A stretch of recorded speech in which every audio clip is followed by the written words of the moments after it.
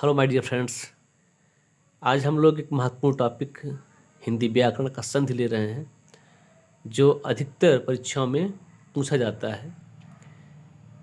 देखते हैं। संधि का साधारण अर्थ है मेल।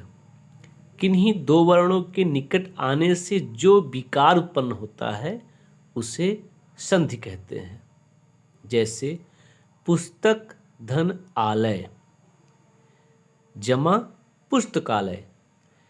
पुस्तक में का में छोटा का और आलय में बड़ा आ का जो है संधि हुआ और बना गया क्या, बड़ा आ, पुस्तकालय।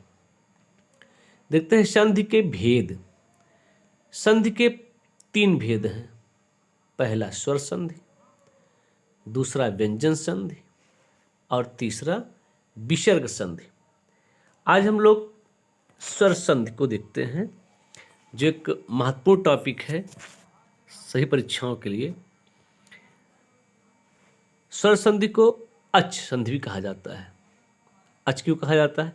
माहेश्वर सूत्र में जो सूत्र है उससे जो प्रत्याहार बनता है, तो अच प्रत्याहार में सारे स्वर समाये हुए हैं, इसलिए इसे अच संधि भी कहा जाता है। जहाँ 2 स्वर वर्ण आपस में मिलकर नए रूप में परिवर्तित हो जाते हैं वहाँ स्वर संधि होती है। जैसे नर धन इंद्र बराबर नरेंद्र। यहाँ आ ई स्वरों के मिल से ए रूप बदलकर स्वर संधि हुआ है। इस तरह से स्वर संधि के भी भेद हैं, हम लोग उसको देखते हैं। स्वर संधि के मुख्यतः 5 भेद हैं, जिसमें जो है हम लोग सबसे पहले दीर्घ स्वर संधि पढ़ते हैं। दीर्घ स्वर संधि संस्कृत में इसका सूत्र है अकः श्रवणे दीर्घ। इसका परिभाषा है यदि प्रथम शब्द के अंत में ह्रस्व, ह्रस्व मतलब छोटा अथवा दीर्घ बड़ा अ ई उ री में से कोई एक वर्ण हो और द्वितीय शब्द के आदि में उसी का समान वर्ण हो तो दोनों के स्थान पर दीर्घ आ ई उ री हो जाता है। यह दीर्घ संधि कहलाती है।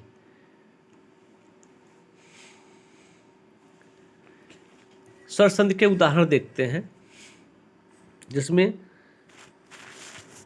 जैसे विद्याधन आलय, विद्यालय, विद्याधन आलय विद्यालय। बड़ा आ और बड़ा आ मिलकर बड़ा आ हो गया। नदी धन ईस नदीस, बड़ी ई जमा बड़ी ई मिलकर बड़ी हो गया। भानु न में छोटा ऊ है और यहाँ उदय में भी छोटा ऊ है, उ और उ मिलकर क्या बन गया, बड़ा ऊ, भानुदय।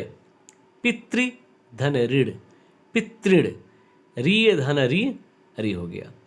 इसके अन्य उदाहरण भी जो परीक्षा उपयोगी हैं हम लोग देख लेते हैं। बाल्यावस्था, शब्दार्थ, हिमालय, गिरीश, कपीस, रजनीश, सूक्ति, होत्रिकार, शिवालय आदि महत्वपूर्ण के उदाहरण हैं। इसका आप लोग जो है संधि विच्छेद करिएगा। आगे हम देखते हैं दूसरा संधि जो है गुण संधि। इसका सूत्र है संस्कृत में आद गुण। यदि प्रथम शब्द के अंत में ह्रस्व अथवा दीर्घ आ हो तो और दूसरे शब्द के आदि में ह्रस्व अथवा दीर्घ ई उ री में से कोई वर्ण हो तो क्रमशः आ धन ई मिलकर क्या हो गया, ए। आ धन उ मिलकर क्या बनेगा, ओ। आ धन री मिलकर क्या बन गया, अर। यह गुण संधि कहलाती है। देखते हैं जैसे सुर धन ईस सुरेश, आ धन ई मिलकर क्या हो गया, ए। रमा धन ईस रमेश, सूर्य धन उदय, सूर्योदय। जलधन ऊर्मी, जलोर्मी। आ तथा उ मिलके क्या बन गया? ओ। देवधन ऋषि, देववर्षि। आ जमा री क्या बन गया? अर। राजा धन ऋषि, राजर्षि। आधन री मिलके अर। इसके परीक्षा उपयोगी अन्य उदाहरण है उपेंद्र, महेंद्र, गणेश, परोपकार, गंगोर्मी आदि। इसके बाद हम देखते हैं वृद्धि संधि। इसका सूत्र संस्कृत में है वृद्धि रेच। यदि प्रथम पद के अंत में अ या आ के बाद ए या ऐ आए तो दोनों के स्थान पर ऐ तथा ओ या औ आए तो दोनों के स्थान पर औ हो जाता है। कहने का मतलब है कि अगर आ के बाद ए या ऐ आए तो उसका क्या हो जाएगा? ऐ। और आ तथा आ के बाद ओ या औ आए तो उसका औ हो जाता है। आइए देखते हैं इसका उदाहरण। जैसे तथा धन एव, तथैव। आ जमा ए क्या हो गया? ऐ। देव धन ऐश्वर्य, देवैश्वर्य। आ जमा ऐ, ऐ हो गया। सदा जमा एव, सदैव। आ और ए मिलके ऐ बन गया। जन धन ओघ, जनौघ। आ और ओ मिलके क्या बन गया? औ। महा धन औषधि, महौषधि। इसके भी अन्य उदाहरण जो परीक्षा उपयोगी हैं एक, देवैश्वर्य, महौज, यदैव, ममैव, अद्यैव, वनौषध, महोघ आदि। अब देखते हैं इसके बाद यण संधि।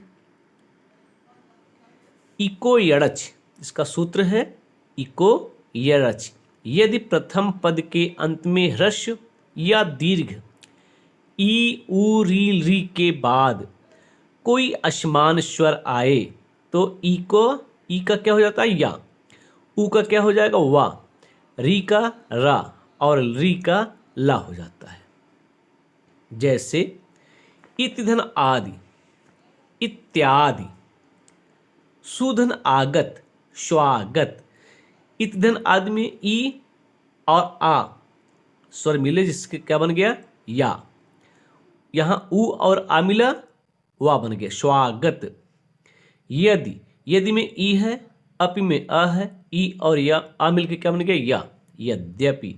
मधु जमा अरि, मध्वरि। उ और आ मिलके क्या बन गया? वा। पितृ आदेश, पित्रादेश। री जमा आ मिलके रा बन गया। ली जमा आकृति, लाकृति। ली जमा आ मिलके बन गया क्या? ला। इसके भी अन्य उदाहरण देखते हैं हम लोग जो परीक्षा उपयोगी हैं। जैसे मात्राज्ञा, अत्याचार, गुरुआज्ञा, लादेश, अभ्युदय, दध्यत्र, प्रत्येक आदि इसके उदाहरण है। अब इसके बाद इसकी अगली कड़ी में अगला संधि अयादि संधि। एचो अयवा यावह। इसका सूत्र है एचो अयवा यावह। ये संस्कृत सूत्र है। इसका विस्तार देखते हैं हम लोग। यदि प्रथम पद के अंत में ए आए ओ अथवा औ के बाद जब कोई स्वर आता है तब ए के स्थान पर ऐ, ओ के स्थान पर औ, ऐ के स्थान पर आए, औ के स्थान पर आओ हो जाता है। इसके उदाहरण देखते हैं। ये बहुत महत्वपूर्ण संधि है खासतौर से प्रतियोगी परीक्षाओं के लिए। इसके उदाहरण देते से नेधन अन, नेधन अन, नयन। ए और आ मिल क्या बन गया? ऐ। पो जमा अन, पवन। ओ और आ मिल क्या बन गया? औ। नय धन अक नायक, अय जमा अ आय, पव जमा अक पावक, आओ और आ मिल के क्या बन गया आओ। इसके भी अन्य उदाहरण देखते हैं जो परीक्षा उपयोगी है। पवित्र, शयन, चयन, पावन, गायक, न्यून, अन्वेषण, पित्रादेश आदि इसके उदाहरण है। इस पांच संधि के अलावा स्वर संधि में दो और भी बहुत महत्वपूर्ण है संधि, जिसको कहते हैं पर रूप संधि। एंगी पर रूपम, यदि पद के अंत में अ अथवा आ हो और उसके बाद ए अथवा ओ हो तो उस उपसर्ग के एकार अथवा ओकार का लोप हो जाता है। लोप होने पर आकार ओकार ए ओ उपसर्ग में मिल जाता है। जैसे प्रधन एजते, प्रा में देखिए आ और यहां ए, इसमें जब मिल गया तो क्या बन गया प्रेजते। उपधन एसते उपेसते। इसके अन्य उदाहरण जो परीक्षा उपयोगी है प्रेसते, उपोषति, प्रेषयति, परोहति। और इसका एक अंतिम जो संधि हम देखते हैं वह है पूर्व रूप संधि। इसका सूत्र है एंग पदांता दति। पदांत में ए अथवा ओ हो और उसके परे आकार हो तो उस आकार का लोप हो जाता है। लोप होने पर आकार का जो चिन्ह रहता है उसे अवग्रह या लुप्ताकार कहते हैं। जैसे के जमा अपि के अपि, यहां ए जमा आ अवग्रह हो गया। ग्रामे जमा अपि ग्रामे अपि, ए और आ मिल के अवग्रह चिन्ह आ गया। इसके अन्य उदाहरण देख लेते हैं। वृक्षेक्षिमिन, हरेयो, को अपि, अंतो अपि, अंते अपि, लोकोयम, सर्वेपि आदि। ये सब जो है संधि के विषय में हमने देखा। अगर आपको वीडियो पसंद आए तो लाइक एंड शेयर करना न भूलें और हमारे चैनल को सब्सक्राइब करना न भूलें। धन्यवाद।